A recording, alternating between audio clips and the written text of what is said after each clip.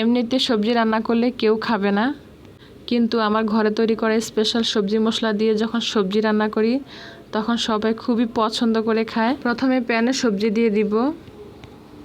সবজির সাথে 1 কাপ মসুর ডাল দিয়ে দিচ্ছি। এবার দিব 5টা রসুন কলি, একটা বড় সাইজের পেঁয়াজ কুচি করে দিলাম, 4-5টার মতো কাঁচামরিচ ফালি, লবণ দিচ্ছি স্বাদ মতো, পরিমাণ মতো হলুদের গুঁড়া, সাথে মরিচের গুঁড়া, আদা রসুন 1 চা চামচ, সবশেষে ঘরে বানানো 1 চা চামচ সবজি মশলা দিয়ে দিলাম। এবার সব কিছু ভালো করে মেখে নিব। এবার পরিমাণ মতো পানি দিয়ে ঢাকনা দিয়ে ঢেকে কুক করে নেব। এবার নেড়ে চেড়ে দিচ্ছি। ডাল কুকড হয়ে গেছে, সাথে সবজিগুলো। চুলায় প্যান বসিয়ে পরিমাণ মতো তেল দিয়ে 4টা শুকনো মরিচ দিয়ে দিলাম।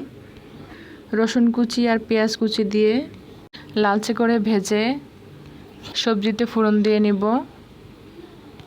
এভাবে সবজি রান্না করলে সবজিটা খেতে এত মজার হয় যে সবজি খেতে চায় না সেও চেটেপুটে খাবে।